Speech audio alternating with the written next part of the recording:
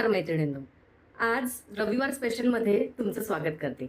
आज आपण एक मांसाहारी डिश पाहणार आहोत. ती म्हणजे या तिसऱ्या. याला कोणी तिसऱ्या म्हणतं, कोणी शिंपले म्हणतं, कोणी एक शिपी देखील म्हणतं.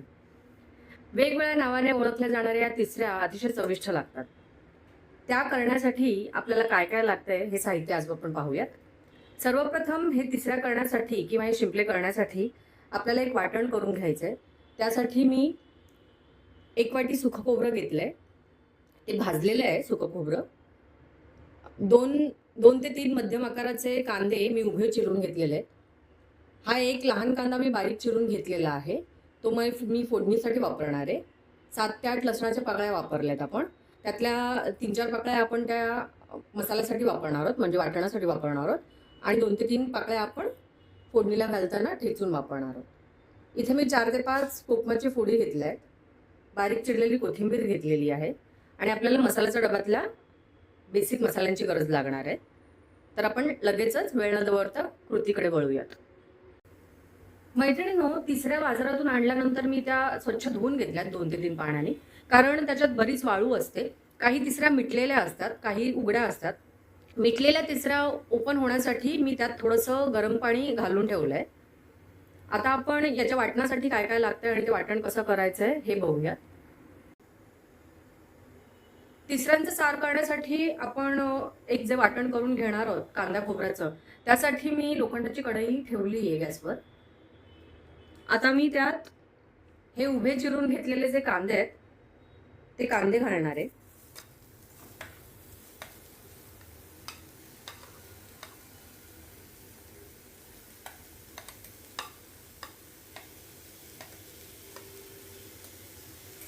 आणि हा कांदा आपण असा परतून घ्यायचा आहे थोडासा.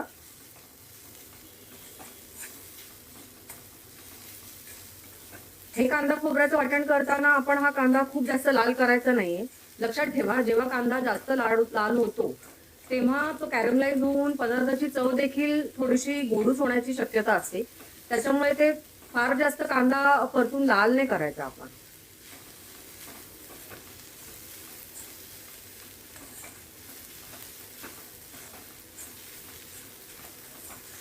कांदा मी डायरेक्टली कढईत घातलाय, तुम्ही पाहिलंय. मी अजिबातच त्यात थोडाही तेल घातलेलं नाहीये. कारण कांदा स्वतःचं तेल असं रिलीज करतो भाजताना. त्याच्यामुळे तेल यात घालण्याची आत्ता तरी काही आवश्यकता नाहीये.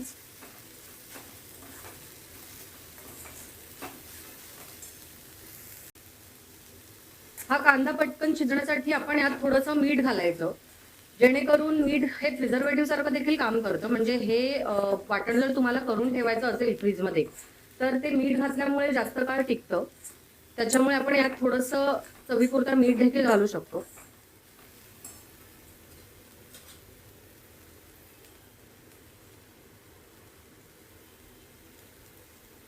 फक्त पदार्थात हे वाटण वापरताना लक्षात ठेवा, तुम्ही ऑलरेडी या वाटणात मीठ घातलेलं आहे आणि त्या अनुषंगानेच तुम्ही पदार्थात मीठ घाला. हे ढवळून घेऊयात आपण थोडं आणि तो कांदा व्हायला द्यायचा आहे थोडासा.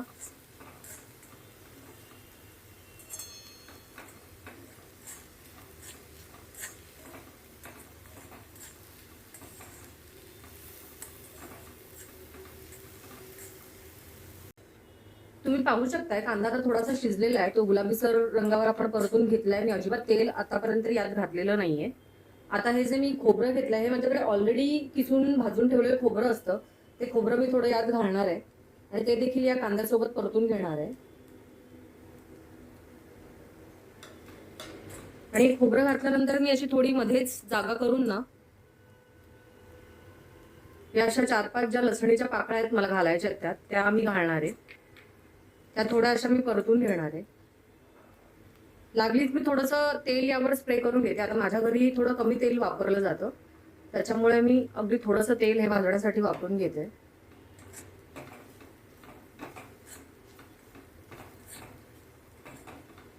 आणि अशा तऱ्हेने हे आपण व्हायला द्यायचं आहे वाटण.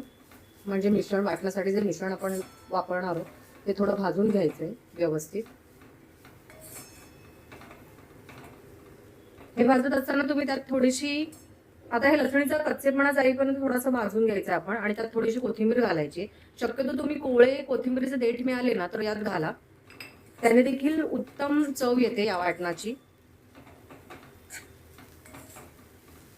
तुम्ही अख्खे खडे मसाले, गरम मसाले यात वापरू शकता, पण आज मी इथे पावडर मसाल्याचा म्हणजे गरम मसाल्याचा वापर करणार आहे, त्याच्यामुळे आता या वाटणात मी ते घातलेले नाहीये.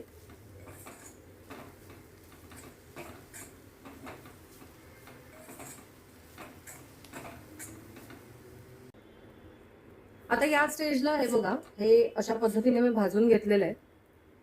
जास्त लाल केलेलं नाहीये कांदा किंवा खोबरं, माझ्याकडे जे ऑलरेडी भाजलेलं होतं ते देखील जास्त करपायला दिलेलं नाहीये. आता हे वाटण आहे ना ते मी काढून घेते एका डिशमध्ये आणि ते थोडं गार करत ठेवते. ते गार झाल्यावर आपण ते बारीक वाटून घ्यायचं आहे मिक्सरवर आणि मग ते त्याचा वापर आपण फोडणी करता करायचा.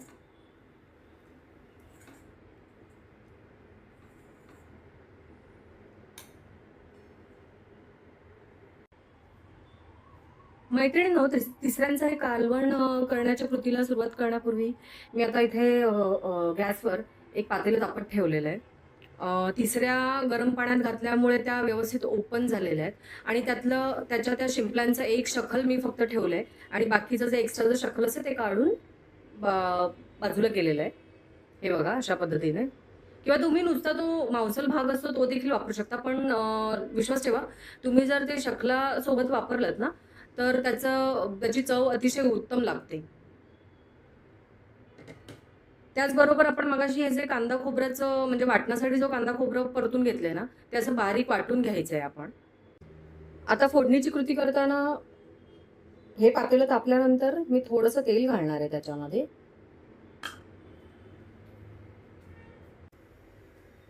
आता तेल व्यवस्थित तापल्यानंतर मी या ठेचून घेतलेल्या 4-5 लसणीच्या पाकळ्या त्यात घालते.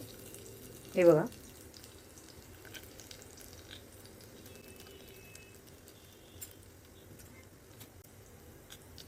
या लसणीच्या पाकळ्या थोड्याशा लालसर व्हायला द्यायच्या तेलामध्ये.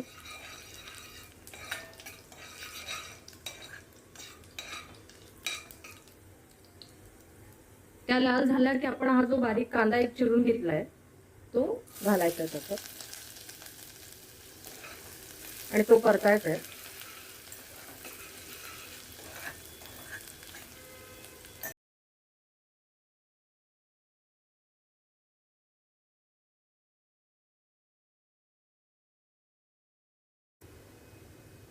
कांदा थोडासा ट्रान्सपरंट झाला ना परतून की त्याच्यात आपण या शिंपल्या घालणार आहोत.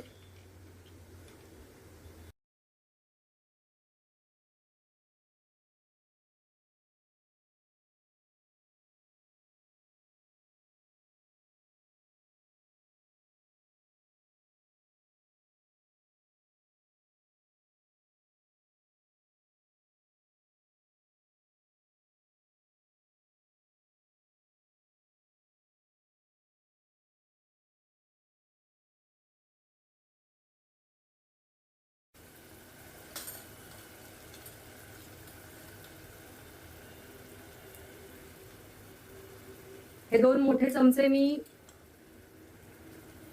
मालवणी मसाला घालतेय. आता मालवणी मसाल्याचं प्रमाण तुमच्या तिखटानुसार तुम्ही ठेवा. शक्यतो मांसाहार थोडा तिखटच असावा. आपण ते आता मिक्स करून घेऊयात व्यवस्थित. त्या मसाल्यांमध्ये या तिसऱ्या व्यवस्थित परतून घेऊयात.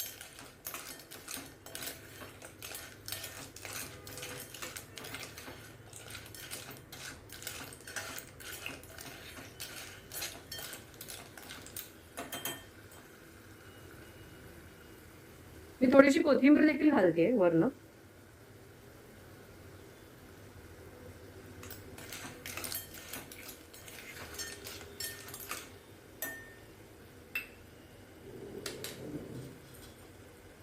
या स्टेजला मी थोडंसं मीठ घालणार आहे चवीपुरता. लक्षात ठेवा आपण त्या वाटणात देखील मीठ घातलंय त्यामुळे जास्त खारट होणार नाही याची काळजी घ्यायची आपण. आता मीठ घातल्यानंतर पुन्हा एकदा मी परतून घेते हे.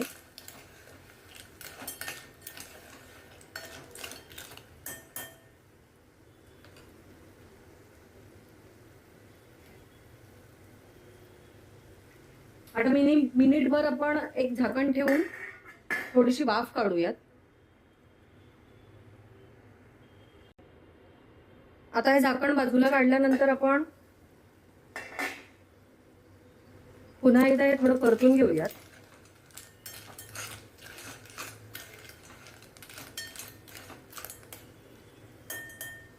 परतून घेतल्यानंतर तुम्हाला हा रस्सा किती घट्ट आणि किती पातळ हवा आहे या हिशोबाने आपण हे मगाशी जे वाटण केलंय ना ते वाटण घालायचं आहे त्यात.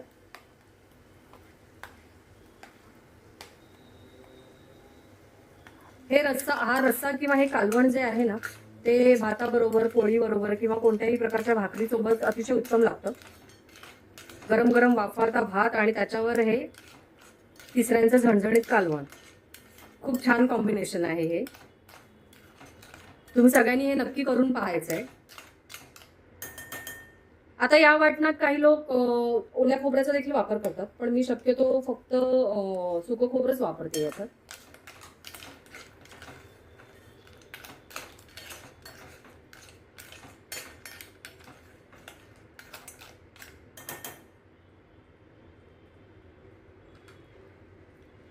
आता हे ढवळून झाल्यानंतर आपण पुन्हा एकदा त्याच्यावर एक झाकण ठेवूया थोडा वेळाकरता. त्याच्यावरचं झाकण काढल्यानंतर तुम्ही थोडंसं ना रंगापुरता हे रंगाचं लाल जे असतं ना काश्मीरी लाल मिरची पावडर ती थोडीशी घाला. या इच्छिक आहे, घातली तरी चालेल किंवा नाही घातली तरी चालेल. थोडासा पदार्थाला रंग छान दिसण्याकरता आपण ती घालतो. म्हणजे त्यासाठी तुम्ही काश्मीरी लाल मिरची पावडर देखील घालू शकता किंवा मग बेडगी मिरची पावडर देखील घालू शकता. आता पुन्हा एकदा मी हे परतून घेते व्यवस्थित. हलक्या हाताने परतायचंय, लक्षात ठेवा.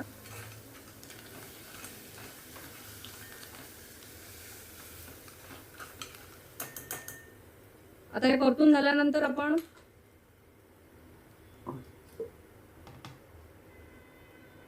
त्यात हे मगाशी वाटण वाटलेलं मिक्सरचं जे भांडं आहे ना त्या मिक्सरच्या भांड्यात हे थोडं पाणी घेऊन त्यात ओतायचंय. तुम्हाला मगाशी म्हटल्याप्रमाणे हा रस्सा किती दाटसर हवाय, किती पातळ हवाय या हिशोबाने ते पाणी घालायचंय तुम्ही.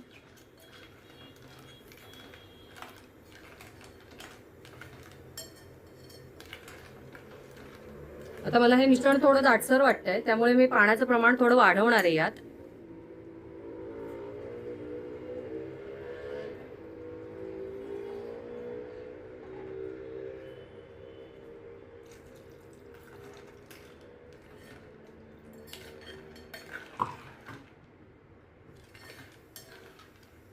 हे पहा, एवढं पातळसर मला हवंय कारण आम्ही ते भातासोबत खाणार आहोत, त्याच्यामुळे मला थोडं ते पातळसर हवंय.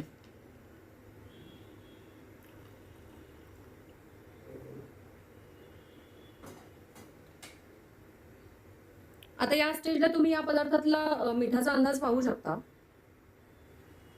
त्याची चव चाखून पाहायची आहे. मीठ कमी जास्त असेल तर ते ऍडजस्ट करायचं आहे. आणि आता मी या क्षणी इथे आता या ज्या कोकमाच्या फोडी घेतल्या आहेत ना त्या यात घालते. तुम्ही कोकमाऐवजी आपण जेव्हा कांदा परततो ना तेव्हा त्यात टोमॅटो देखील घालू शकता किंवा मग कैरीचा वापर करू शकता. टोमॅटो मला पर्सनली आवडत नाही, त्याच्यामुळे मी फक्त कांद्याचा वापर करते आणि मग कोकम घालते यात. आता हे मध्यम आचेवर गॅस म्हणजे थोडा बारीक करून झाकण ठेवून व्हायला द्यायचंय सांबार. मैत्रिणींनो, झाकण काढल्यानंतर तुम्ही पाहू शकताय या साराला, कालवणाला किती खदखदून उकळी येते. आता ते ऑलमोस्ट तयार आहे. त्याच्यात आपण फक्त वासाकरता हा गरम मसाला घालायचा आहे वरून. लक्षात ठेवा, गरम मसाला पदार्थात नेहमी शेवटी घालायचा आपण, वरून आधी घालायचं नाही, कारण आधी घातल्यामुळे पदार्थ शिजताना सगळ्या मसाल्यांचा वास उडून जातो. आता पुन्हा एकदा हे सगळं मी मिक्स करते.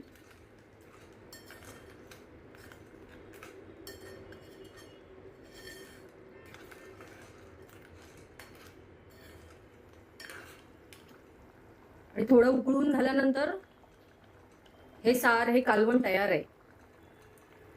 मैत्रिणींनो, अशा तऱ्हेने आपलं हे शिंपल्यांचं कालवण तयार आहे. असा गरम गरम वाफाचा भात आणि त्याच्यासोबत हे उत्कृष्ट चवीचं शिंपल्याचं कालवण, हीच तर खरी रविवारची सांगताय. या प्रकारचं कालवण तुम्ही करून पाहायचंय. माझी ही रेसिपी आवडल्यास ही रेसिपी लाईक करायची, शेअर करायची, या रेसिपी खाली कमेंट करायची. तुमची शिंपले बनवायची काही वेगळी रेसिपी असेल तर ती देखील मला कळवायची आहे. माझं चॅनल सबस्क्राईब करायचं आहे.